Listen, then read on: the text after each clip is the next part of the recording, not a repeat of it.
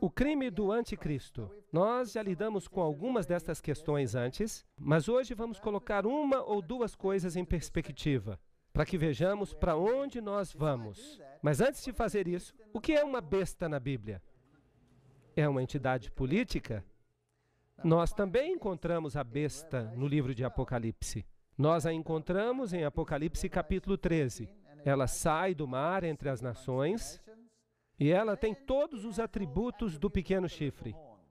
Todos os atributos do chifre pequeno. E nós vamos lidar com essa profecia em detalhes, eu acho que amanhã à noite.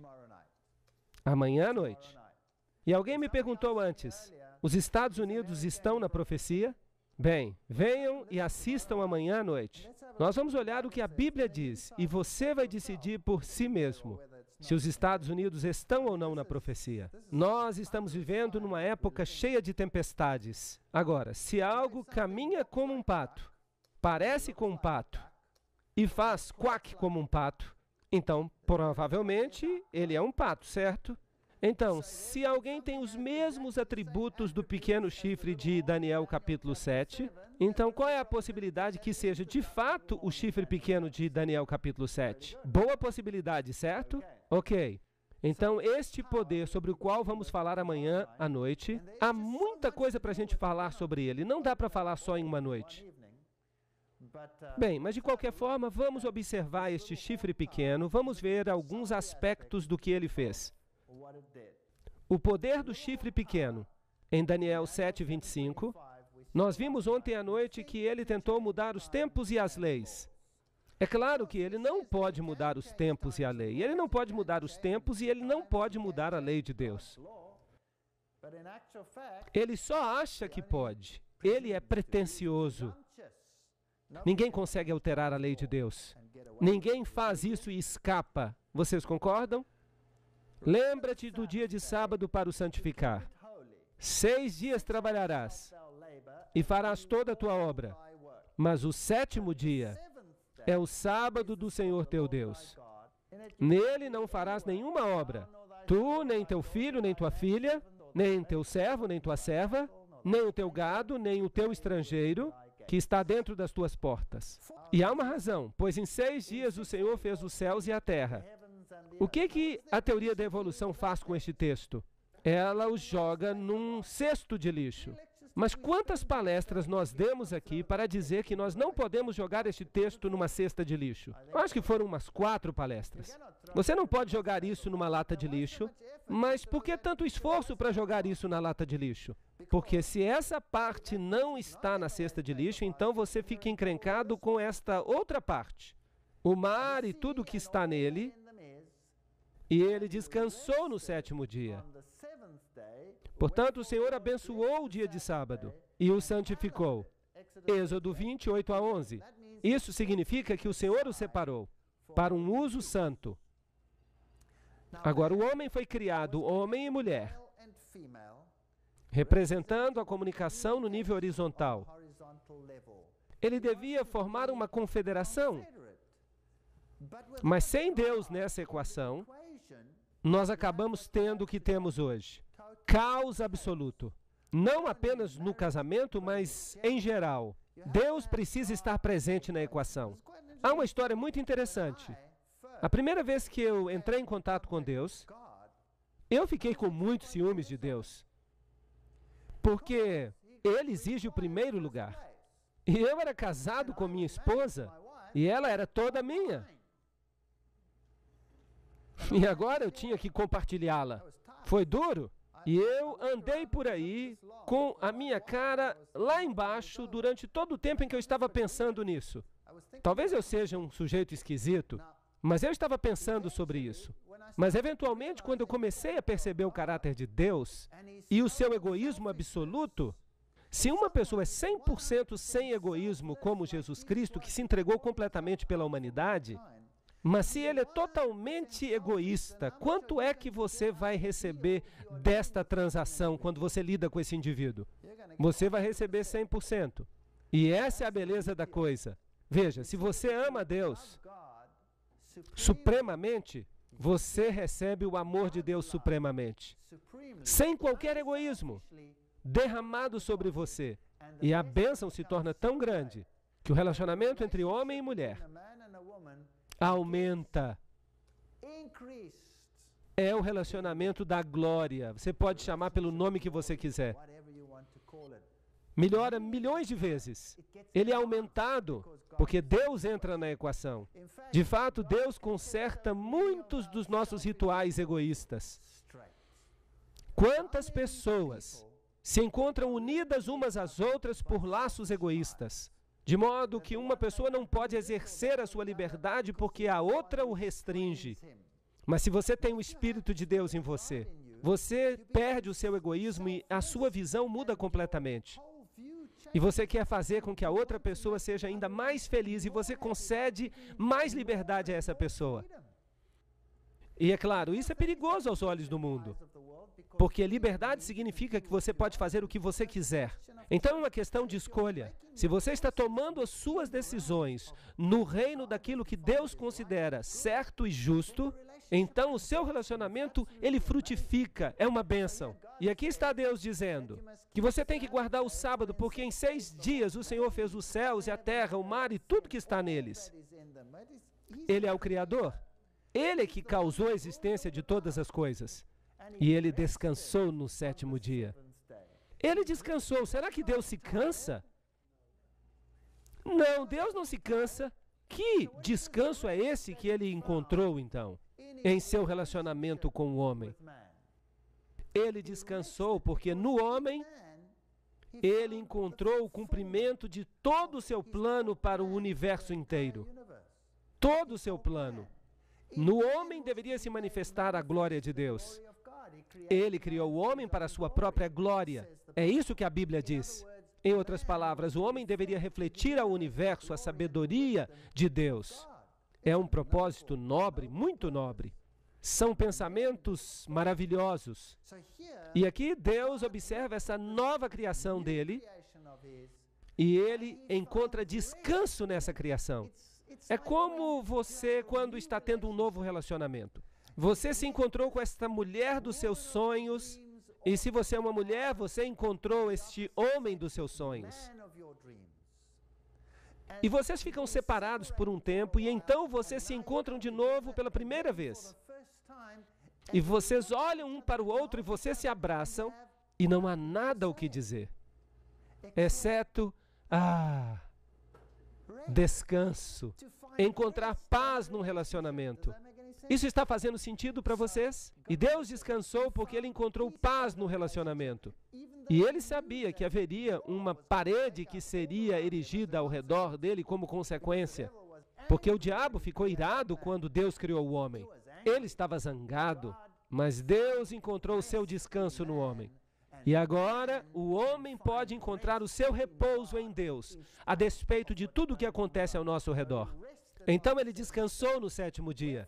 E por isso o Senhor abençoou o dia de sábado e o santificou. Vocês sabiam que 2 pessoas que estão apaixonadas e se amam, elas podem encontrar descanso uma na outra, mesmo que o mundo inteiro ao seu redor esteja em guerra. Sabiam disso? Claro que podem. E nós só podemos encontrar descanso em Deus. Então Deus pegou o sábado e o separou para um propósito santo. E ele disse ao homem, agora você pode ter domínio.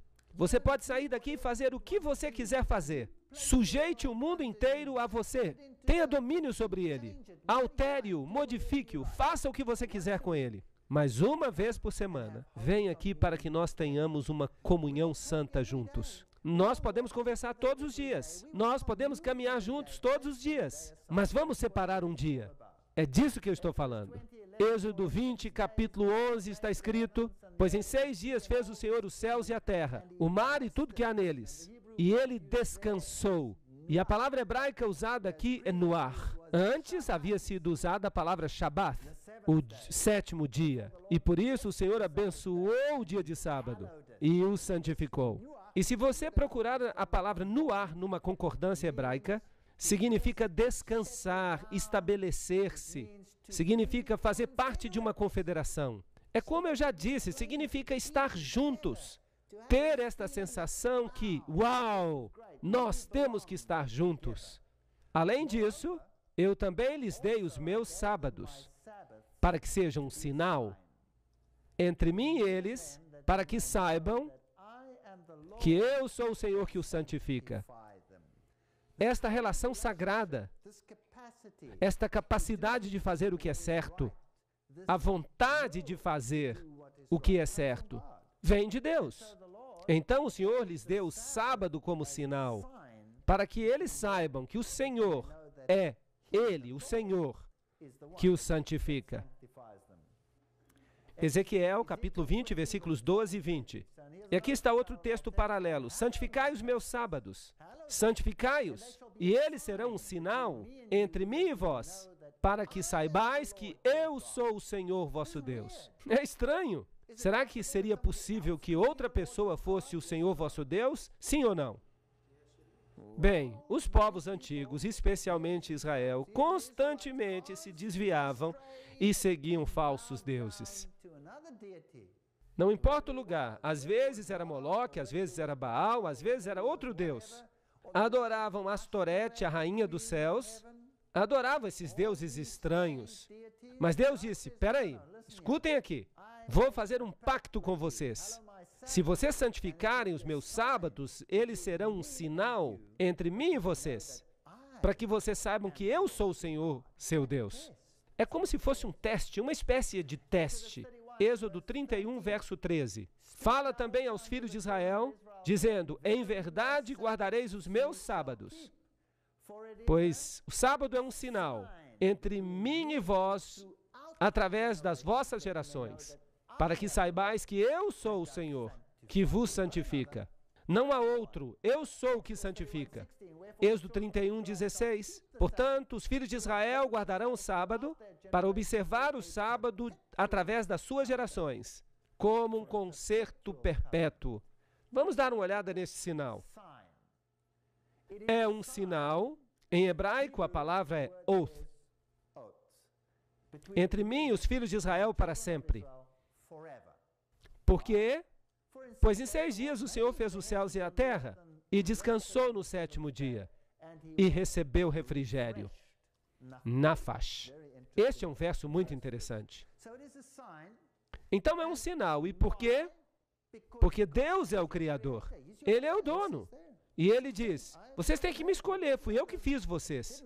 Os outros não fizeram vocês. Estão roubando vocês.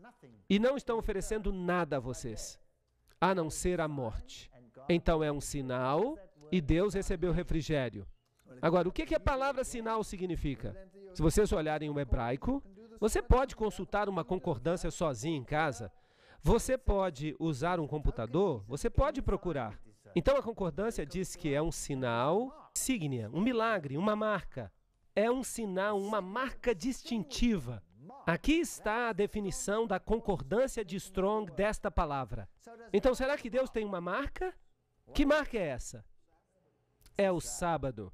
Deus tem uma marca. Será que a besta tem uma marca? Sim, claro, é chamada de a marca da besta. Eu fico imaginando o que essa marca seja. Será que é o chip de um computador? Será que é um código de barra que vai ser impresso na sua mão? Será que é algo que você pode encontrar numa lata de feijão? Você olha lá embaixo. Será que Deus está interessado em linhas numa lata de feijão? Ou será que Ele está interessado no seu caráter e na sua fidelidade? Qual é o interesse de Deus?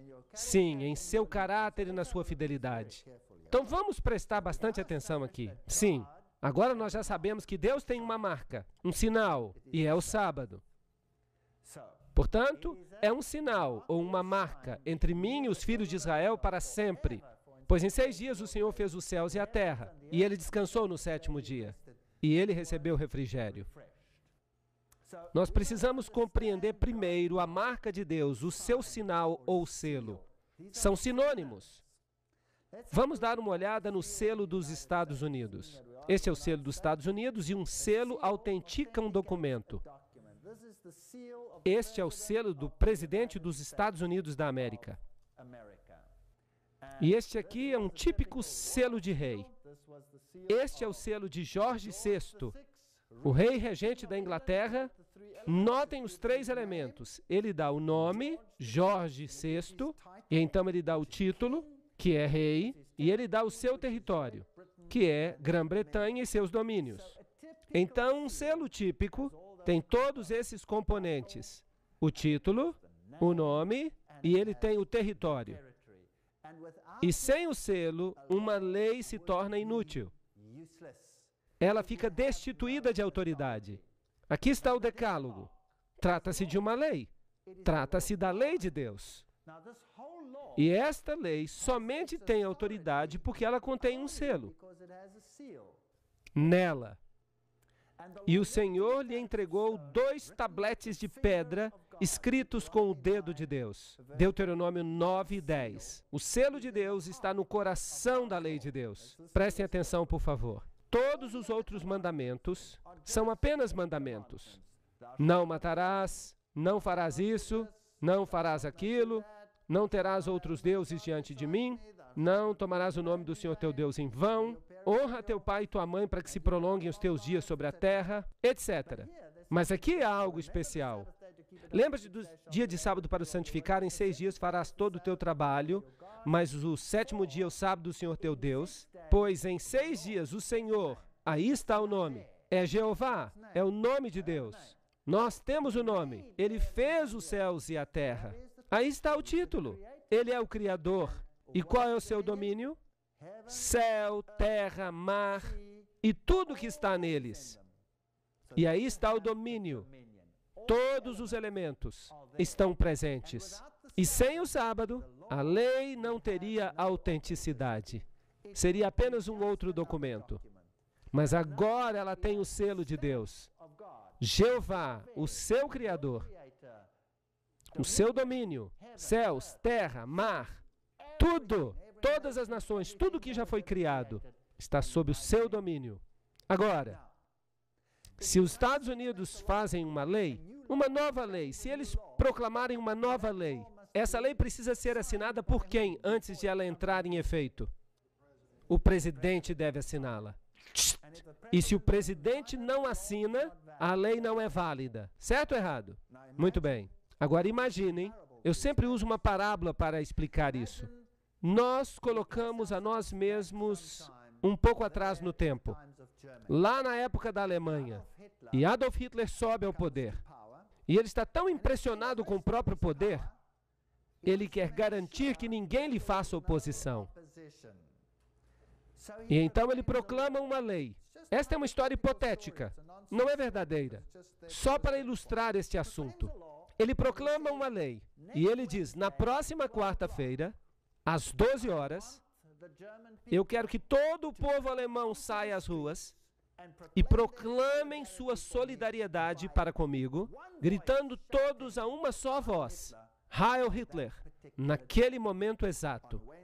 Na quarta-feira, no momento exato.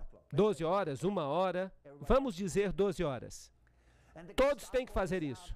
E a Gestapo sai às ruas, e a polícia militar sai às ruas, e o desfile começa. Quantas pessoas do povo alemão teriam saído às ruas? Eu acho que todos. E quando a hora chega, todas elas demonstram a sua solidariedade. Bem, e eu fico tão impressionado com isso que eu também faço uma lei. Eu digo, não, na próxima quinta-feira, às 12 horas, todo mundo tem que sair para a rua e gritar Heil Walter Weid. E eu envio isso para todas as casas na Alemanha. E a quinta-feira seguinte chega, quantas pessoas vão aparecer na rua? Nenhuma salsicha sozinha. Isso não é justo. Por que não? Por que eles podem fazer isso para aquele palhaço e não podem fazer isso para mim? Qual é a diferença? Eu não tenho o quê? A autoridade, eu não tenho o título e eu não tenho a jurisdição. Estão entendendo? A lei dele vale, a minha lei não vale nada. Era a mesma lei, mas ela não vale nada. E Adolf Hitler ficou tão animado com a resposta positiva que ele recebeu, e é claro, isso nunca aconteceu, que ele decide escrever a mesma lei e ele decide enviá-la, vamos dizer, para a Rússia. E ele diz, na próxima quarta-feira, às 12 horas, eu quero que todos os russos saiam de casa e gritem a mesma coisa. Quantos russos sairiam à rua? Nenhum. Talvez saíssem para zombar dele. Qual é a diferença? Por que funcionou na Alemanha e não funcionaria na Rússia? A lei estava fora da sua jurisdição. Ele pode até ter o título, mas ele não tinha jurisdição. Mas aqui nós temos as três coisas no mesmo lugar. O Senhor é o nome dele. Temos a jurisdição, temos o título, que é Criador, e então temos a jurisdição, que inclui todas as coisas no céu e na terra. E é por isso que todos temos que obedecê-lo. É isso que faz com que a lei seja autêntica. E isso dá poder para toda a lei. Sem o sábado, sem esta assinatura, a lei passa a ser apenas mais um documento com regras. Ela então não diz de onde ela veio e nem quem tem a autoridade. Então temos o Senhor, Criador, céu e terra. É isso que dá autenticidade à lei. Estão todos entendendo até aqui? Sem isto, a lei não é autêntica. Então, o selo de Deus contém seu nome, seu título e seu território. Além disso, eu lhes dei os meus sábados para que sejam um sinal entre mim e eles, para que eles saibam que eu sou o Senhor que os santifica. Como é que eu mostro a Deus que eu estou disposto a obedecê-lo? Será que eu devo colocar, então, uma grande bandeira? Será que eu visto um tipo especial de roupas? Será que eu devo usar um chapéu especial? O que será que eu tenho que fazer? Será que eu só preciso obedecer a Ele e guardar aquele dia porque foi Ele quem ordenou? Não é este o maior sinal de todos? Fazer alguma coisa simplesmente porque esta é a ordem de Deus. Uau! Isso é ótimo! Mas e se outra pessoa aparecer e me disser, espere aí um minuto? Espere um minuto. O que está acontecendo aqui? Quem você pensa que você é? Obedecendo aquele preceito e mostrando fidelidade àquele poder. Eu estou lhe dizendo, eu não quero que você obedeça a eles, eu quero que você obedeça a mim. E eu estou lhe dizendo, vamos mudar isso. Vamos ver quem é mesmo que tem autoridade na sua vida. É Deus ou sou eu? E eu estou lhe dizendo que você tem que obedecer a mim e não a Deus. Tem problema com isso? Você teria problema com isso. Eu uso uma outra parábola, uma parábola. Eu conto a história de, por exemplo, saibam que isso é uma hipótese. É uma boa parábola, eu sempre gosto de usá-la. Mas algumas pessoas pensam que isso de fato aconteceu, mas não aconteceu. É só uma parábola. Vamos presumir que eu estou casado com a minha esposa faz muitos anos e que eu tenho filhos. E então um dia, um palhaço aparece. Será que eu posso usar a palavra palhaço neste país? E ele consegue falar com a minha esposa e ela decide me deixar para ficar com ele. E ela então se muda para viver com ele. Casa-se com ele. E leva as crianças com ele. E eu fico devastado. Devastado. E ela está ali com esse outro rapaz. E eu não sei por que ela escolhe esse outro rapaz que parece uma couve-flor e usa dentes falsos. Mas ela vai com ele. E ela me deixa. Eu tenho certas regras na minha casa. Que as crianças deviam ir dormir na hora certa, que tinham que fazer o dever de casa, que tinham que ajudar na casa, que não deveriam assistir a filmes ruins na televisão, e que se saírem de casa têm que voltar antes de ser muito tarde. Regras assim, regras normais. E esse novo rapaz, ele diz para os meus filhos quando eles se mudam para viver com ele, nesta casa, eu tenho a autoridade. E eu quero que vocês façam algumas coisas na casa, eu quero que vocês não cheguem em casa tarde. E ele coloca as mesmas boas regras que eu tinha. Eu teria algum problema com essas regras que ele está impondo? Sim ou não? Eu não teria qualquer problema com essas regras. Mas vamos supor que ele tem uma regra extra. E ele diz para os meus filhos, escutem, eu tenho uma regra extra. Era o seu pai que tinha autoridade sobre vocês no passado. Sim, o seu pai tinha autoridade sobre vocês no passado. Mas isso acabou. Eu sou a nova autoridade da vida de vocês. E vocês têm que obedecer a mim. E os meninos vão dizer, peraí, nós temos direito de visitar o nosso pai. E eles sabem que eles podem me visitar num dia que o juiz especificou. Mas esse rapaz fala, de jeito nenhum, vocês têm que ouvir a mim. Vocês não têm que obedecer mais o seu pai. Vocês acham que eu teria alguma dificuldade com esta nova regra? Claro! Eu o pegaria pelo nariz e eu faria uma plástica dele, girando o nariz dele 360 graus. Agora, por que essa nova regra me irrita? Porque ela afeta minha autoridade. Ninguém deve interferir na minha autoridade quando isso diz respeito aos meus filhos. Eles são os meus filhos. Agora, Deus sente a mesma coisa. Nós somos os filhos dele. E um outro poder vem e diz, eu não me importo com todas as leis de Deus, mas esta lei aqui, que diz respeito à autoridade, esta eu quero para mim. Vocês não vão obedecer a Deus. Deus também vai fazer uma plástica nele e vai girar o nariz dele 360 graus. Quer ele goste disso ou não. E então Deus diz, eu lhes dei os meus sinais para que fosse um sinal entre mim e eles, para que eles soubessem que eu sou o Senhor que os santifica. Isaías 58:13 diz, se desviares o teu pé de profanar o sábado e de fazer a tua própria vontade no meu dia santo e chamares o sábado de deleitoso, eu não estou falando do jeito que os judeus guardavam o sábado. Era um ritual, você podia fazer isso, mas não podia fazer aquilo, e não podia comer ovos, e não podia deitar no sábado, e você não podia fazer isso nem aquilo, e você não podia caminhar. Não, isso era um fardo. Está escrito aqui, chamares o sábado de deleitoso. Não, um fardo. Santo ao Senhor, honorável, e o honrares, não seguindo os teus próprios caminhos, não buscando os teus próprios prazeres, não falando as tuas próprias palavras. Então te deleitarás no Senhor, e eu te farei cavalgar sobre os altos da terra, e te alimentarei com a herança do teu pai Jacó. Pois a boca do Senhor o disse, e ele disse, e se você honrar a minha autoridade na sua vida, e se você passar esse dia comigo, e se você permitir que eu o santifique, você será feliz e você terá a herança de Jacó, que é a vida eterna. Será que esse dia se aplicava somente aos judeus? E o estrangeiro?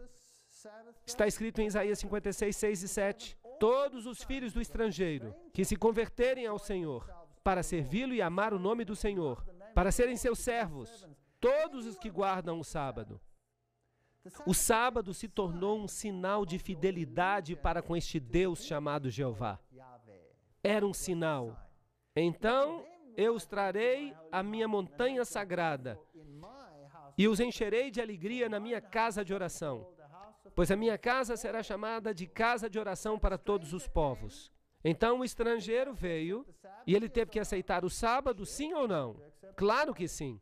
Ele teve que aceitar o sábado. Em Deuteronômio 11:13 a 20.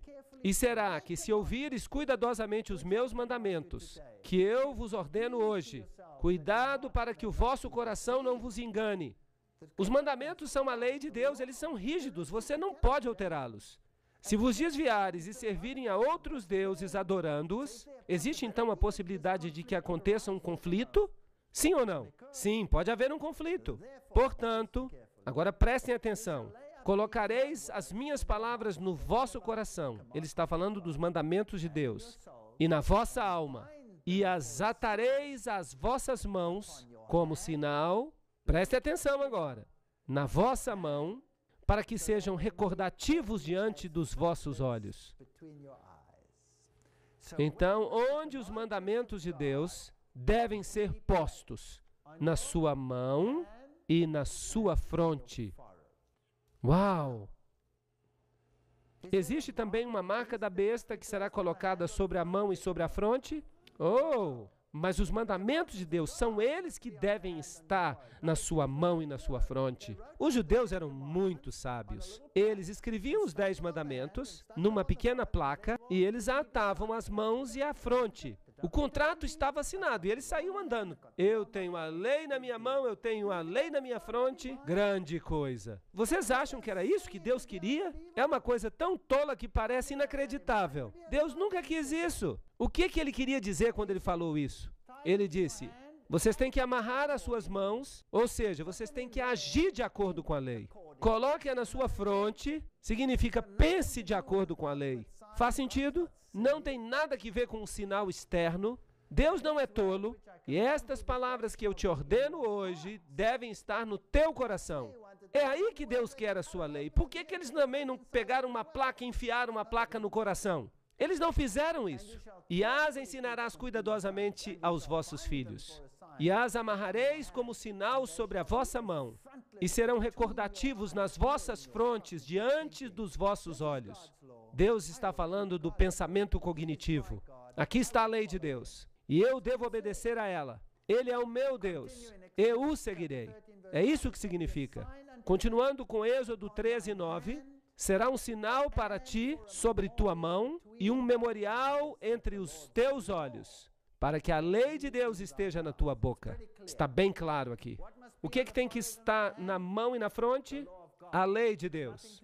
Não tem nada que ver com um código de barra numa lata de feijão ou qualquer outra coisa. Tem que ver com a lei de Deus, que precisa estar na sua mão e na sua fronte. E aquele outro cara? Aquele que parecia uma couve-flor e tinha dentes falsos, que pega os seguidores de Deus. De fato, ele não se parece com uma couve-flor nem tem dentes falsos. Ele é lindo. Isso me irrita. Ele os leva para longe e os engana. Os engana. E ele diz, não, não, não, não. O meu sinal, a minha marca, na fronte ou na sua mão. Vamos dar uma olhada.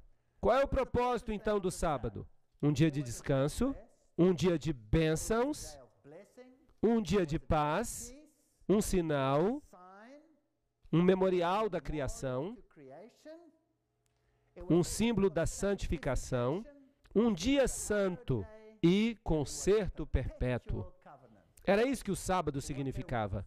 Você se lembra de Marcos 2:27? O sábado foi feito para o homem, e não o homem para o sábado. Isso não destrói o sábado. Isso diz para você que o homem precisa do sábado. O homem precisa desta comunhão com esse Deus que ele precisa conhecer, para saber quem Deus é. O Deus a quem servimos é o Deus do sábado. É Ele o Deus a quem servimos. Se não, quem é Ele? Ele é o Deus da sexta-feira? Ele é o Deus do domingo? Ele é o Deus da quarta-feira? Ele é o Deus dos hindus? Ele é o Deus dos budistas? Ou dos shintos? Ele é esse ou aquele? Eu lhes digo uma coisa, Deus é o Deus do sábado. É bem simples, a Bíblia nos diz isso.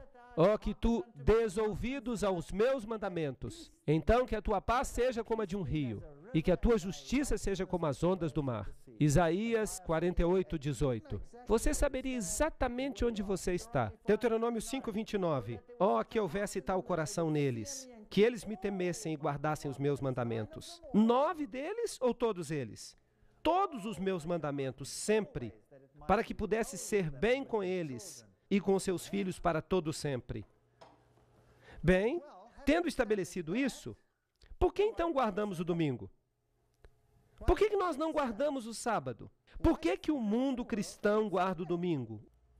O domingo. Vamos perguntar ao dicionário internacional Webster. Alguns dos novos dicionários, eles são espertos. Você tem que ter cuidado. Mas nos velhos dias, eles davam a seguinte definição. Esse dia era chamado no passado assim porque ele havia sido dedicado ao sol ou à sua adoração. A enciclopédia Schaffhauser diz, o domingo, dies solis, do calendário romano, dia do sol, sendo dedicado ao sol, o primeiro dia da semana. Os novos dicionários Oxford dirão, domingo, o dia depois do sábado.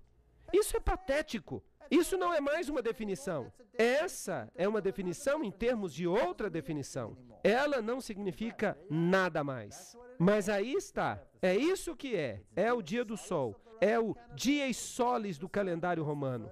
É o dia do sol. E é o primeiro dia da semana.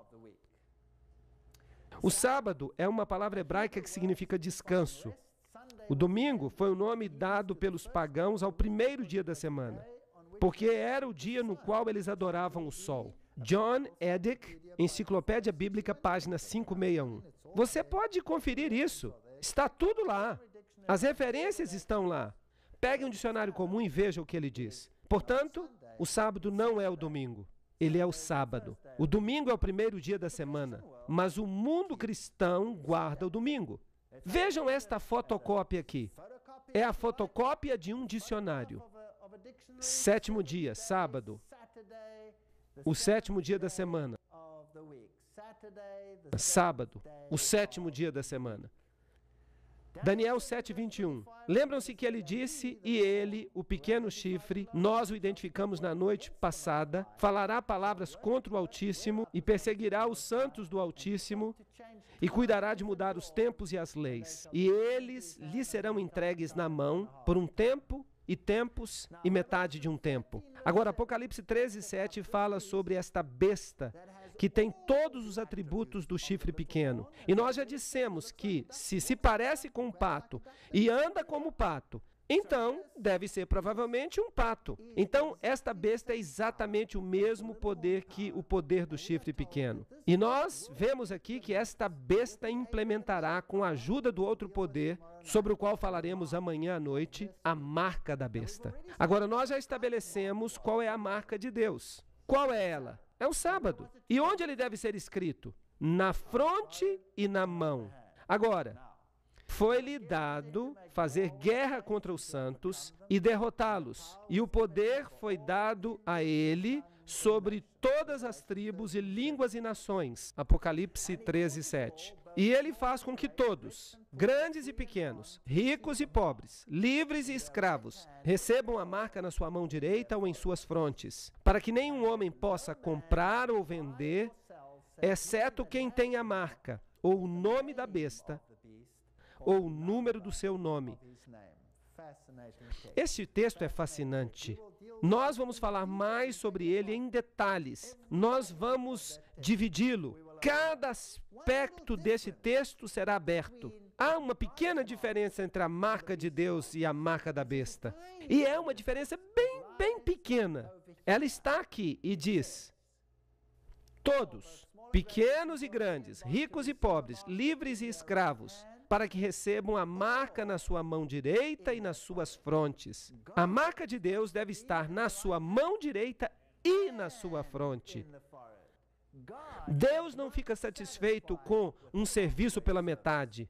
É tudo ou nada. Esta besta fica feliz se você tiver apenas na sua fronte. Isto é, se você pensa que está bem e que você age de acordo com ela. Mas ele também fica feliz se você não acha que está bem, mas você vai com os outros porque você não tem outra escolha. Será que isso está fazendo sentido? Desde que você a obedeça, a besta não se importa por quê, se você está convencido ou não, desde que você a obedeça. E se você não o fizer, haverá um boicote econômico. Você não será capaz de comprar ou vender. Eles congelarão a sua conta bancária. E se você não tiver esta marca ou o número, e nós vamos falar também sobre isso. Agora, vamos olhar a assim chamada decretália romana. Isso vem de uma fonte católica romana. Na decretália, ele, o Papa, pode pronunciar sentenças e julgamentos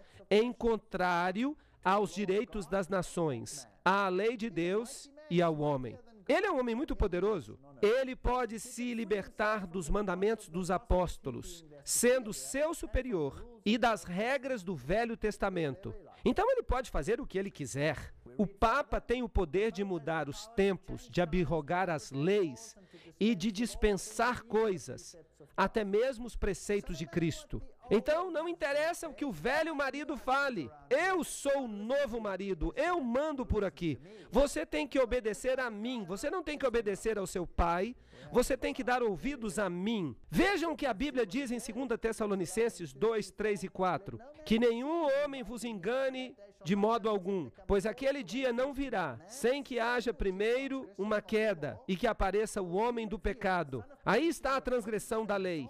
Ele se revelará, o filho da perdição, que se opõe e que se exalta acima de tudo que se chama Deus. Ele é outro cara, e o seu dia se aproxima, o dia no qual o seu nariz será girado 360 graus, não por mim, não por qualquer homem, mas por Deus, sem mãos humanas, diz a Bíblia.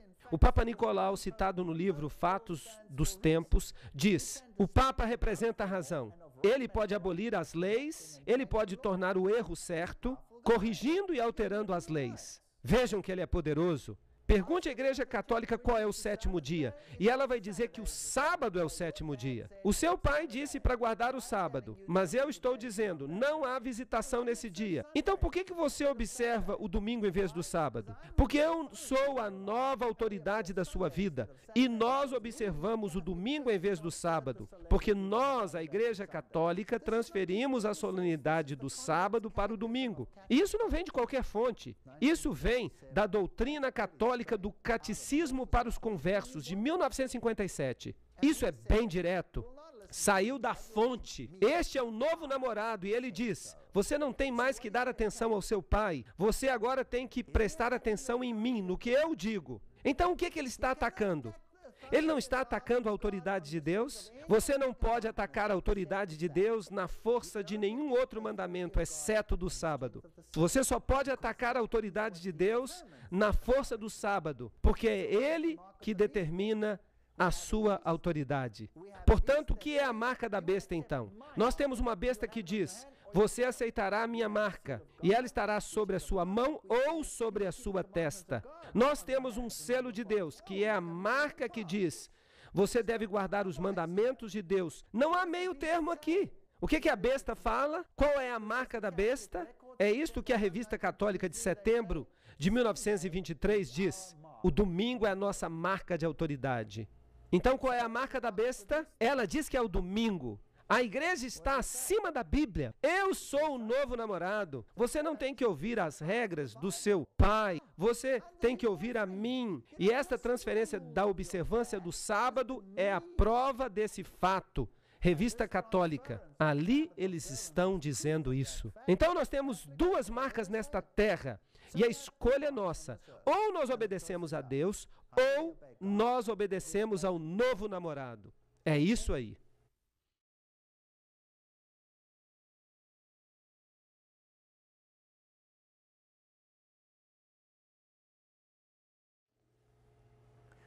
Então, Satanás atacou o sábado porque ele é o selo de Deus. Ele afeta a autoridade de Deus. Aqui está uma outra citação do Mundo Católico de março de 1894. Ela tomou o domingo pagão e tornou o domingo cristão. E então, o domingo pagão, que era dedicado a Balder, e Balder é o mesmo Baal, se tornou o domingo cristão, sagrado para Jesus. Interessante.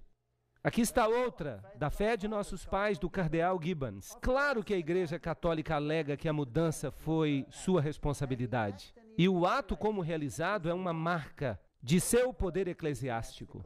Ela diz que ela tem mais poder do que Deus nesta questão. Não me interessa que leis Deus tenha feito, você vai me dar ouvidos. Isso é que eu chamo de arrogância. A Bíblia diz: lembra-te do dia de sábado para o santificar, mas a Igreja Católica diz não. Está aí bem claro. Quem está falando? É o padre Enright, escrevendo no Sentinela Americano. É um porta-voz da Igreja Católica. Ele diz que a Bíblia fala isso, mas que a Igreja Católica diz não. Pelo meu poder divino, eu estou abolindo o sábado e vos ordeno que mantenhais sagrado o primeiro dia da semana. E eis que todo mundo civilizado se prostra em reverente obediência à vontade da Igreja Católica. Aí está uma arrogância sem medidas. É tão arrogante que eu fico assustado. Pelo meu poder divino, se eles têm poder divino, então deve ser um poder divino diferente do poder divino de Deus. Há um Deus sobre a terra que se senta no templo de Deus, alegando ser Deus. Então pode-se servir a dois senhores. Mas é claro que a Igreja Católica não é o mesmo Deus. Então deve haver um outro poder por trás dela. E a Bíblia diz que o dragão lhe deu o seu trono e grande autoridade. Essas são palavras muito tristes. Não podemos dizê-las levianamente. Aqui está o Catequismo Romano do Papa Pio em 1566, por ordem do Concílio de Trento. Agradou à Igreja de Deus que a celebração religiosa do sábado fosse transferida para o dia do Senhor, o domingo. E em Apocalipse 1:10 está escrito: eu estava em espírito no dia do Senhor. E eles dizem que o dia do Senhor era o domingo aqui. Mas aqui está escrito que ele estava em espírito no dia do Senhor. Não se faz referência aqui a dia. Só a Bíblia pode dizer qual é o dia do Senhor. E aí está em Isaías 58:13. Se desviares o teu pé de profanar o sábado e de realizar o teu prazer no meu santo dia, e os chamares de sábado deleitoso, santo ao Senhor, então qual é o dia do Senhor de acordo com a Bíblia? O sábado? Não o domingo. E esta passagem, portanto, o Filho do Homem é Senhor também do sábado. Será que isso está abolindo o sábado ou estabelecendo-o? Quem é a autoridade? Por falar nisso, quem criou este mundo? Foi o Pai ou foi por intermédio do Filho? Foi por intermédio do Filho. Vocês vão ver. João capítulo 1. No princípio era o Verbo, e o Verbo estava com Deus, e o Verbo era Deus. Tudo que foi criado neste mundo foi criado por intermédio dele e para ele, por sua palavra. Portanto, Jesus é o Senhor do sábado. Imprensa Católica, de Sydney, em 25 de agosto de 1900. O domingo é uma instituição católica e as alegações quanto à sua observância só podem ser defendidas com os princípios católicos. Do início ao fim das Escrituras, não há uma única passagem que garante a transferência da adoração pública semanal do último dia da semana para o primeiro. Eles são tão diretos com respeito a isto. Você pode ler a Bíblia de Gênesis a Apocalipse e você não vai encontrar uma única linha autorizando a santificação do domingo.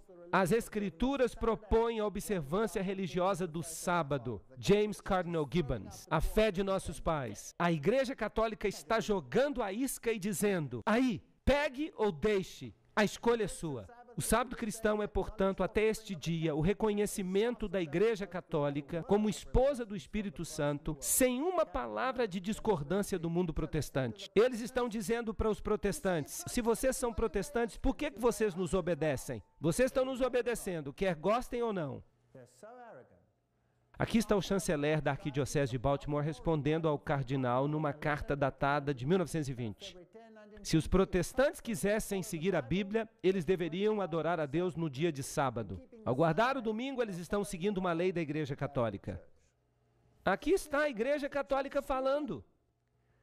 John Gilmary Shea, na Revista Católica Americana Trimestral, o protestantismo, ao descartar a autoridade da Igreja Católica Romana, não tem base alguma para a sua teoria sobre o domingo.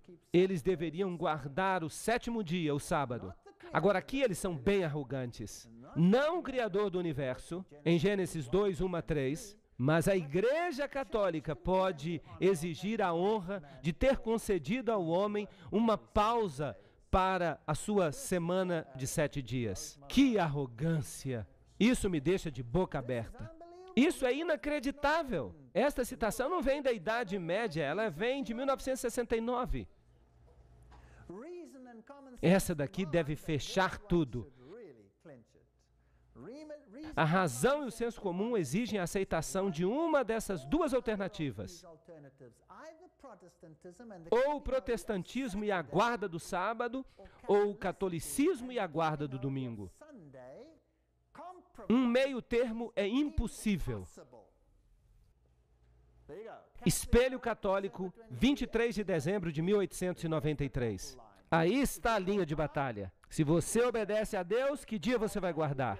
O sábado. Se você obedece à Igreja Católica, você deve guardar o domingo. É isso que estão dizendo. Se você é protestante, mas você está guardando o domingo, então você está obedecendo a quem? Está obedecendo ao Papa. Isso não significa que os protestantes lá fora, que nunca ouviram essa informação, que eles têm a marca da besta. Eles não têm, porque Deus julga as pessoas de acordo com a luz que elas recebem, dentro de pouco tempo.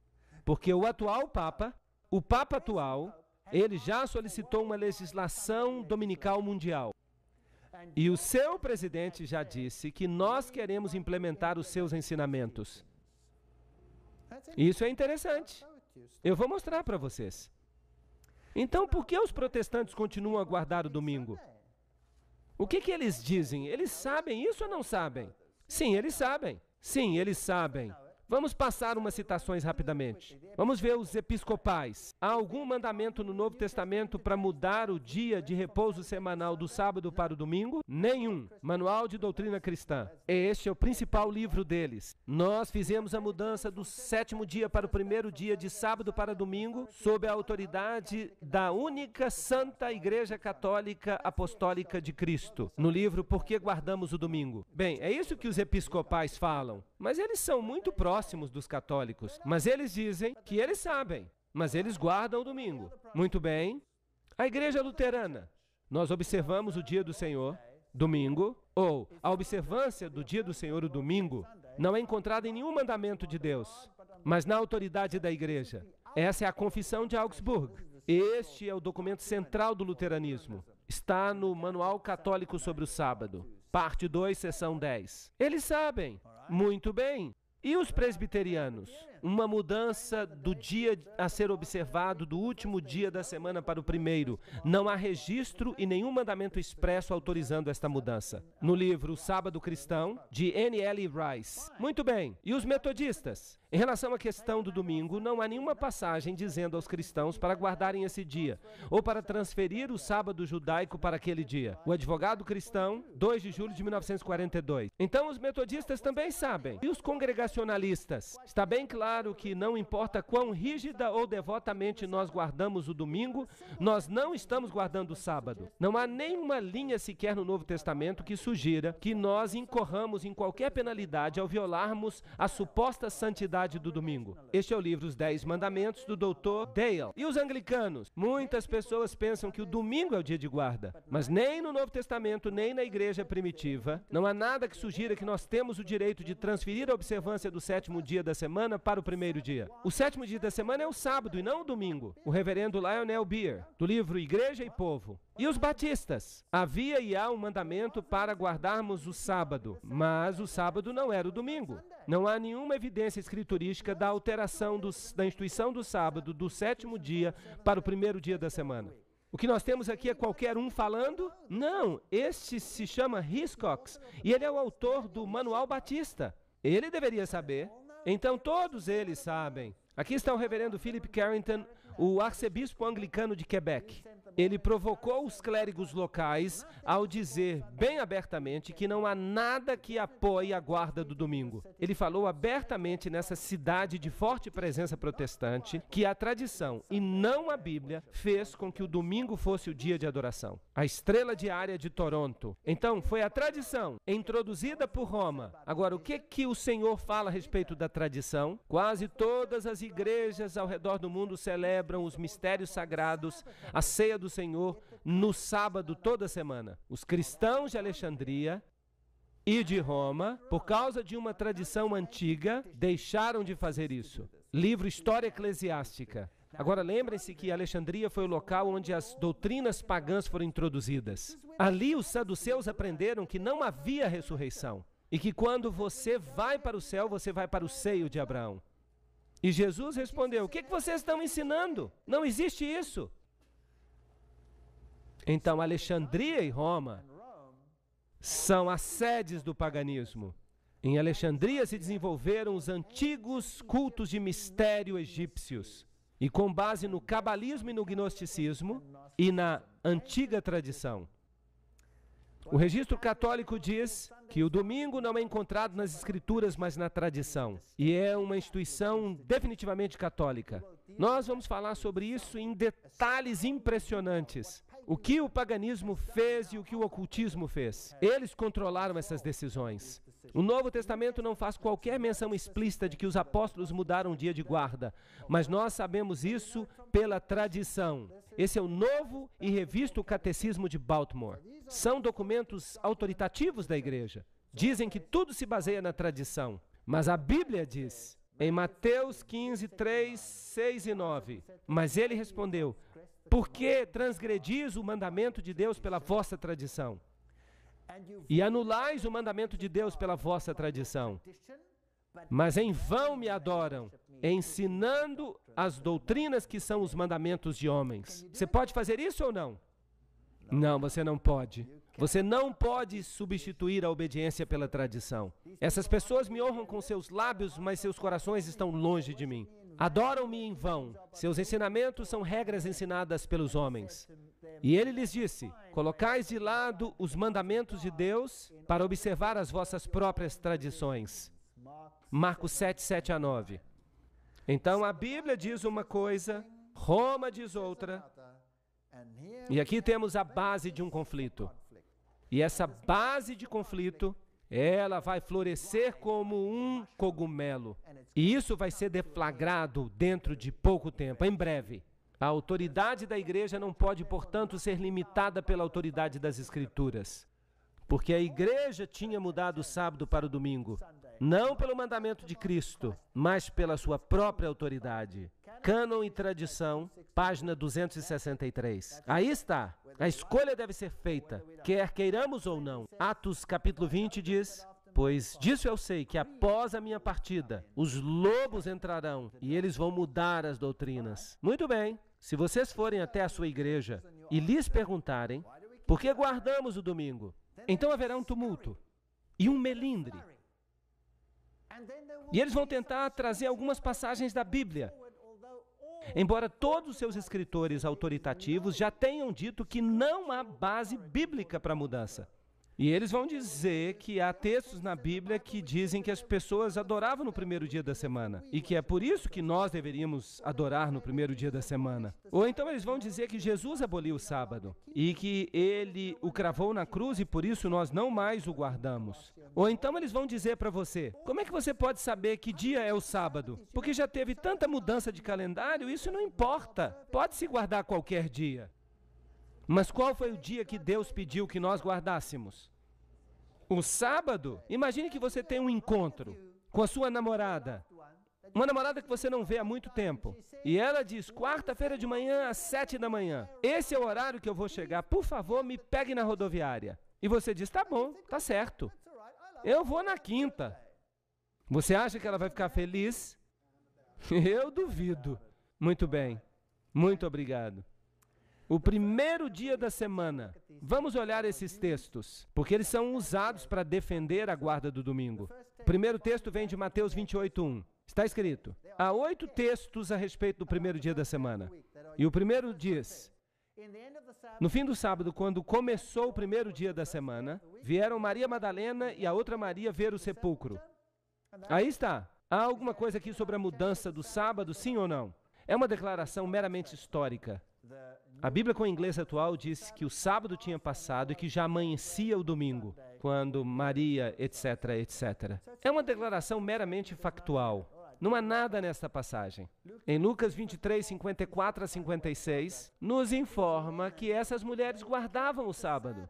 Elas prepararam as especiarias e os óleos e descansaram no dia de sábado, de acordo com o mandamento. Elas não sabiam nada de uma mudança. Quando essas mulheres vieram no primeiro dia, é porque elas não tinham ido no sábado, porque elas descansaram segundo o mandamento. Bem, o segundo texto nós encontramos em Marcos, capítulo 16, versos 1 e 2. Quando o sábado passou, Maria Madalena e Maria, mãe de Tiago, e Salomé tinham trazido especiarias, para que elas pudessem vir e ungí-lo.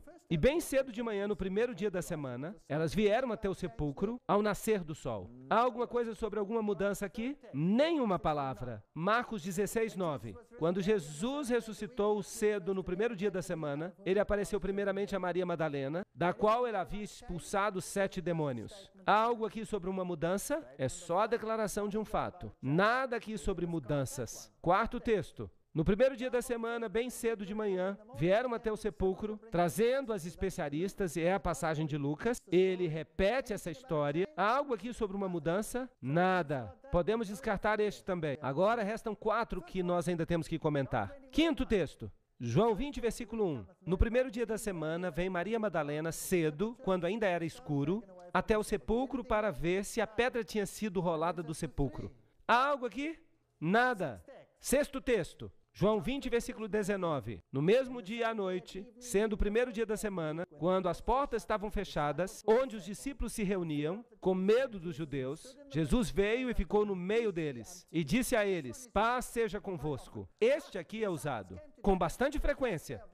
Os discípulos se reuniram no primeiro dia da semana. Eles estavam adorando. O texto não diz isso. Diz que eles se reuniram no primeiro dia da semana. Por quê? Porque estavam com medo dos judeus. Bem, no sábado eles sabiam que eles estavam relativamente seguros, porque nenhum judeu faria algo no sábado. O judeu pensaria que estaria violando o sábado. Mas quando o sábado acabou, eles ficaram com as pernas bambas. Não se fala nada aqui sobre adoração. Só sobram 2 textos. 2 textos. Atos 20, versículo 7. E no primeiro dia da semana, quando os discípulos se reuniram para partir o pão, Paulo pregou a eles, pronto para partir no dia seguinte, e continuou seu sermão até a meia-noite. Agora, na Bíblia do inglês atual, está escrito no sábado à noite. Eles se reuniram. Esse texto que eles dizem que eles estavam adorando, e o texto diz que eles tiveram a ceia, partiram o pão. Agora vamos analisar esse texto com cuidado. No primeiro dia da semana, eles se reuniram para partir o pão. Quando é que o primeiro dia começa? No final do sábado. Que hora do dia é isso? À noite. Então, eles se reuniram no primeiro dia da semana, era à noite, e eles vieram para partir o pão. Esta é uma parte que nós temos que observar. Vieram para partir o pão, mas Paulo pregou para eles pronto para partir no dia seguinte. Quando amanhecesse, seria ainda que dia? Seria o domingo, primeiro dia. E ele faria uma longa jornada. E ele falou para eles até a meia-noite. E o pobre Eutico estava lá sentado na janela, e Paulo continuou pregando e pregando, e ele começou a abrir a boca. Bum! Caiu da janela. Lembram-se da história? E Paulo teve que correr lá embaixo, orou por ele e ele se levantou. Não se trata de uma reunião no domingo pela manhã, era uma reunião à noite. Mas ela não foi realizada no sábado, porque o sábado era santo. Eles se reuniram depois do sábado. Paulo tinha muita coisa para contar. E se o domingo fosse tão sagrado, por que Paulo viajaria no dia seguinte?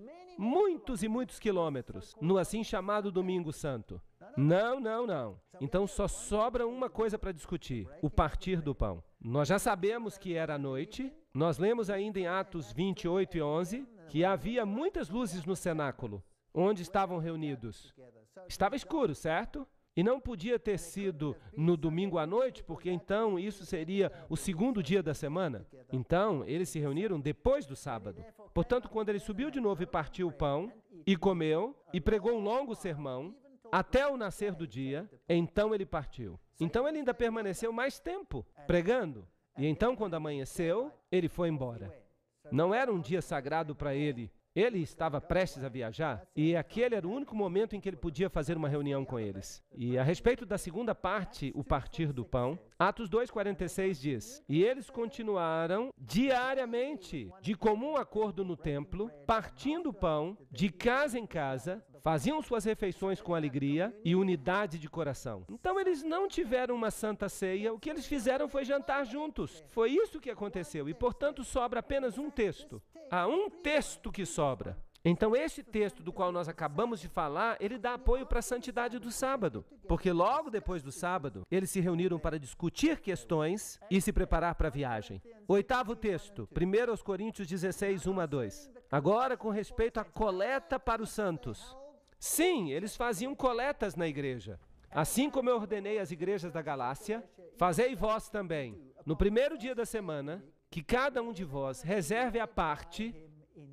Por falar nisso, a tradução de Weymouth declara isso de modo muito agradável. Diz, em casa, conforme Deus o abençoou, para que não haja coletas quando eu voltar. Então os críticos dizem, bem, eles faziam uma coleta durante o culto. Não. O texto diz que eles deviam reservar o dinheiro no primeiro dia da semana, em casa. Vamos pensar sobre isso. Antigamente, isso ainda funciona para muita gente hoje em dia, alguns recebem o salário no final da semana. Quando se recebe o salário quando você tem um salário semanal? Na sexta você recebe, o trabalho acabou e você recebe o seu salário. Você pega o dinheiro e leva para casa. Mas, de acordo com o pensamento hebraico, a sexta é a preparação. Você se prepara para o sábado. Paulo diz, separe o dinheiro quando?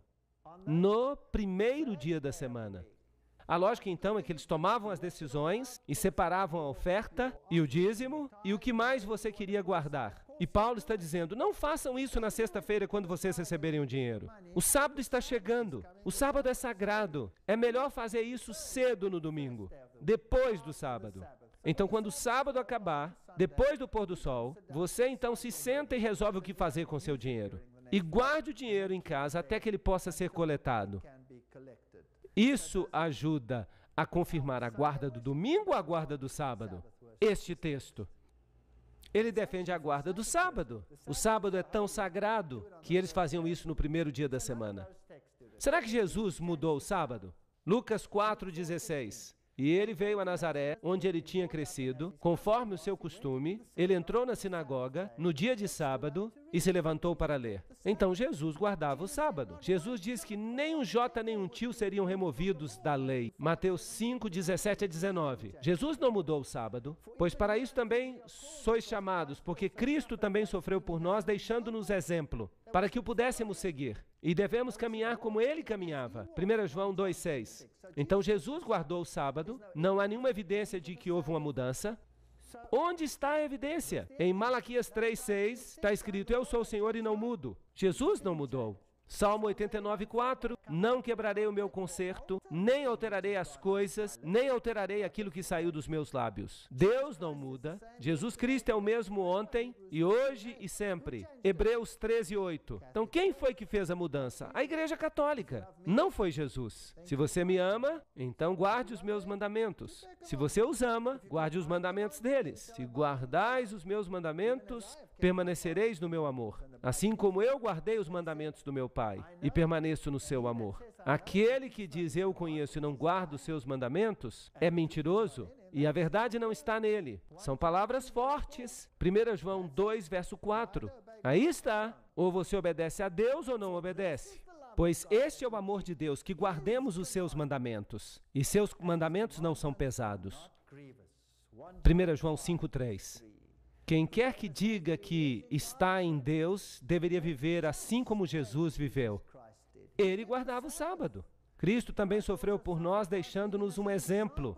Se você me ama, guarde os meus mandamentos. Aí está o exemplo. Bem, o mundo cristão pode dizer: a cruz mudou o sábado. Não, ela não mudou. Vamos dar uma olhada. E aquele dia era a preparação, sexta-feira. A palavra preparação só é usada para sexta-feira. Lucas 23:54. E as mulheres também que vieram com ele da Galileia, contemplaram o sepulcro e como seu corpo estava posto. Lembram-se dessa história? E elas voltaram e prepararam especiarias e perfumes e descansaram no sábado, de acordo com o mandamento. E encontraram a pedra removida no primeiro dia. Aqui estão os 3 dias da crucifixão. Temos a preparação, sexta-feira, temos o sábado, Jesus descansando na tumba, os discípulos descansando, os discípulos, as mulheres, e no primeiro dia, as coisas começaram a acontecer de novo. Não houve mudança. Nem a morte, nem a ressurreição alteraram o dia. Será que podemos ter certeza de que dia é o sábado? E essa dúvida? Vamos ver o que a astronomia nos ensina. Washington, Distrito Federal. Sua carta de fevereiro de 1932. Tivemos a oportunidade de investigar os resultados das obras de especialistas em cronologia e nunca nos encontramos um sequer que tenha qualquer dúvida a respeito da continuidade do ciclo semanal, mesmo bem antes do início da era cristã. Observatório Naval Americano, de Washington, Distrito Federal. Vamos dar uma olhada nisto. Algumas pessoas dizem que nós podemos ter perdido o sábado. Bem, o sábado foi instituído na criação. Se nós o perdemos, então ele foi reestabelecido no maná. Porque toda semana Deus fazia um milagre especial. E naquele dia o maná durava 2 dias. Todos os outros dias ele durava 1 dia apenas. Bem, se o sábado tivesse sido perdido, Deus o encontrou de novo no maná. E se ele foi perdido depois do maná, ele foi recuperado no Monte Sinai. Se nós chegarmos até o ano 46 a.C., foi quando o calendário juliano foi instituído.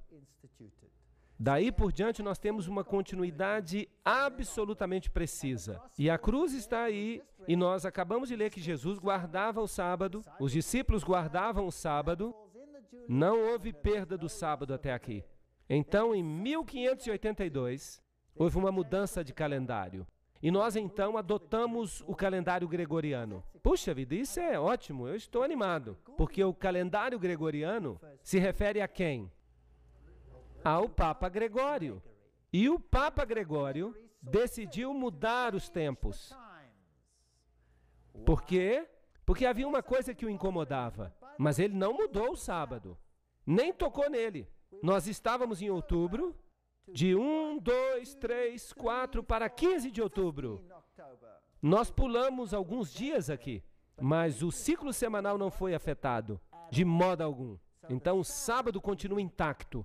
Ele nunca foi perdido. Por falar nisso, por que o Papa quis mudar o calendário?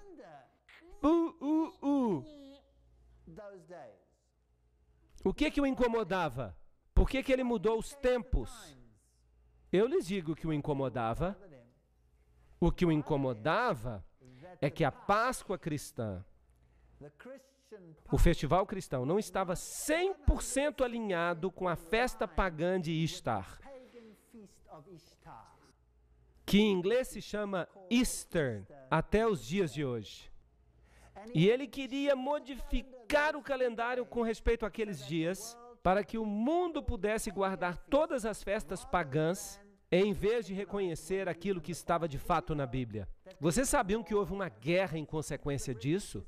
Os ingleses disseram, de jeito algum, nós não vamos concordar com isso. Houve uma guerra como consequência, e eles foram forçados, porque nós vamos guardar os festivais pagãos, nós não vamos obedecer à Bíblia. Esse povo é muito arrogante. Nem um dia foi perdido. A mudança de data do 4 para o 15 não afetou o ciclo semanal. Qual é o dia que os judeus guardam hoje? O sábado, o mesmo que sempre. Mateus 24, 20. Orai para que a vossa fuga não se dê no inverno, nem no sábado.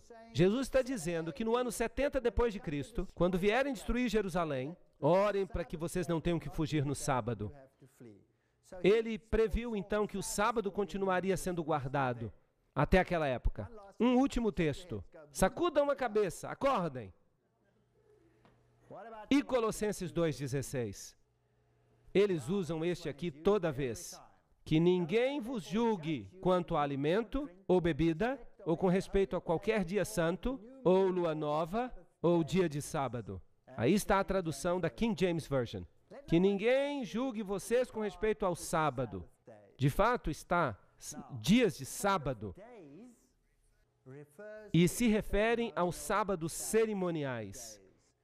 O dia de sábado se refere ao 7º dia da semana. O sábado.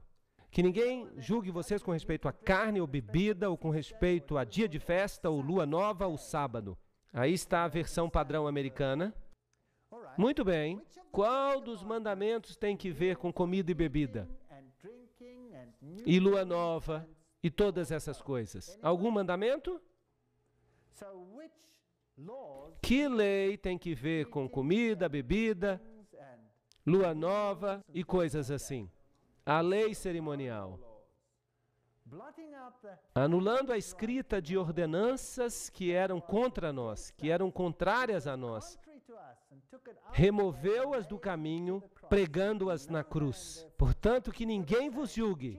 Então eles dizem que Jesus pregou o sábado na cruz. Não, Jesus nunca pregou o sábado na cruz. Ele pregou duas coisas na cruz. Toda a lei cerimonial foi pregada na cruz, porque Jesus se tornou o cumprimento da lei. E a condenação da lei também foi pregada na cruz. Mas não a lei. Como eu sei disso? Porque está escrito aqui que essas leis, a escrita das ordenanças, que era contra nós, e apenas os escritos de Moisés, a lei cerimonial, deveriam ser postos num livro e colocados ao lado da arca como testemunho, diz o Velho Testamento, contra nós. Uma sombra das coisas que viriam. Mas o corpo, a substância delas, é Cristo. Colossenses 2,17. Vamos fazer uma breve recapitulação. O sábado semanal foi instituído no Éden, certo?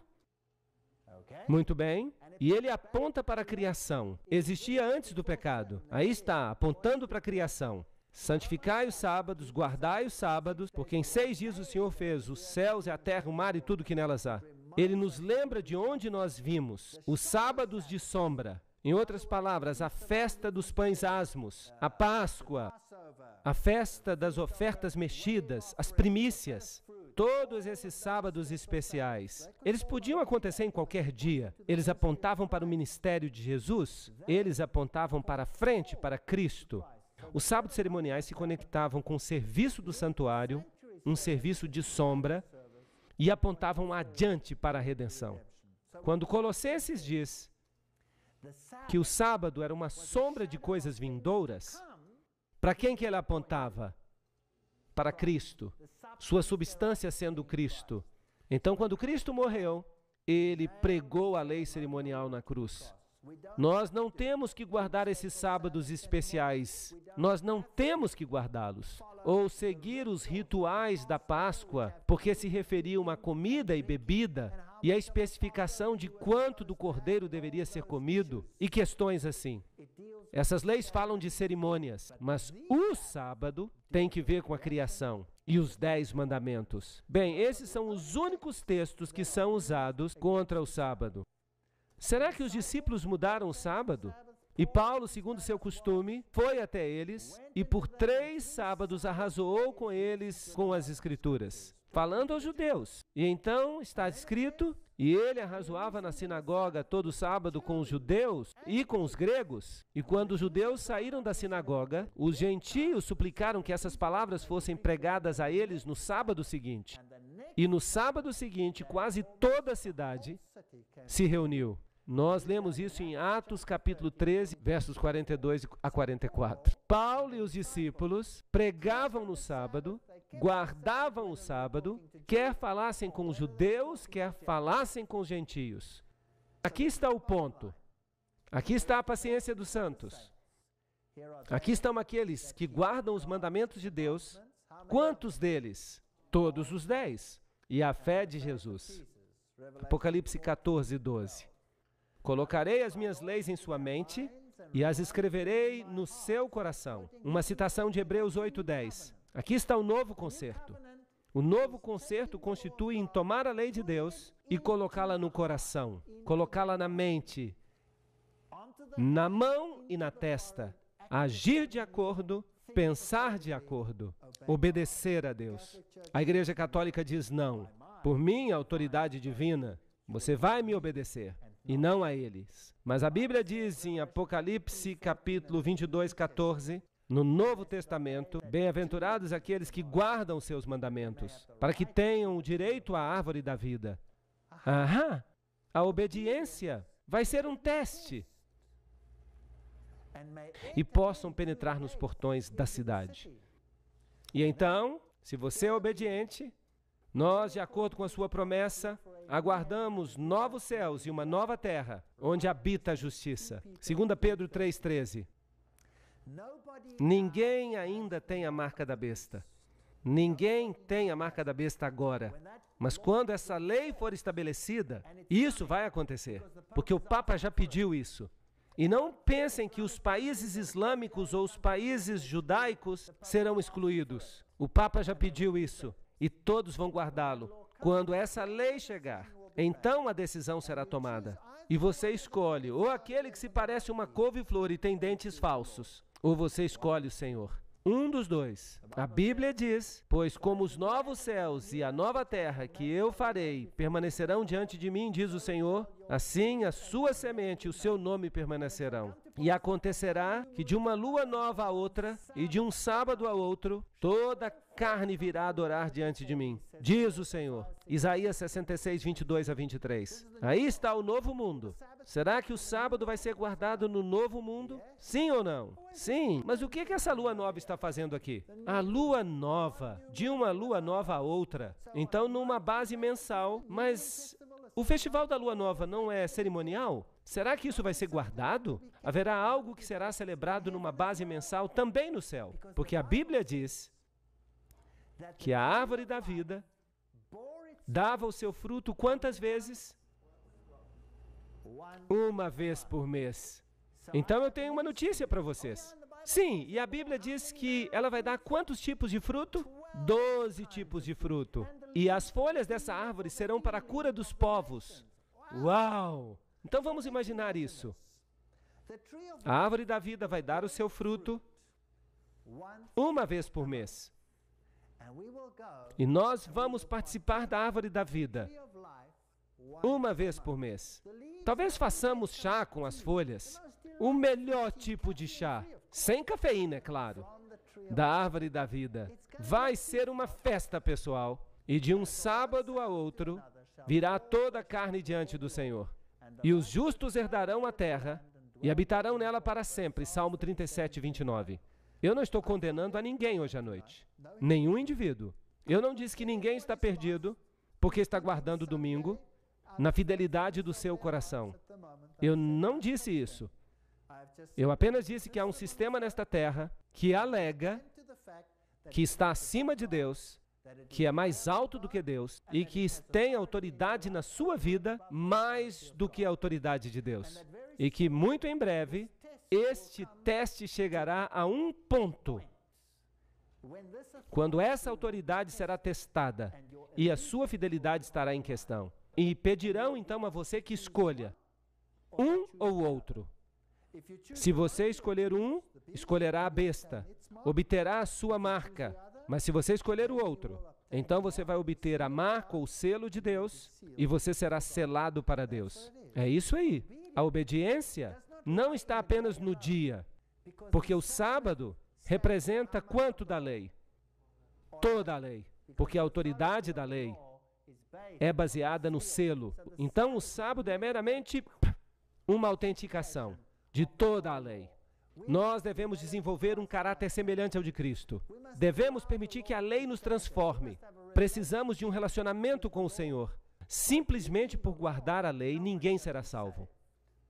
Mas se temos relacionamento com Deus, podemos ser salvos e seremos salvos. Mas precisamos ter um relacionamento certo com Deus. Então, guardaremos também a sua lei. Aí está o resumo de tudo. Eu espero que o assunto tenha ficado claro. Amanhã à noite, nós vamos falar sobre a besta de Apocalipse 13. E particularmente os cidadãos deste país deveriam estar aqui. Vai ser uma tempestade. Não percam. Obrigado por terem vindo.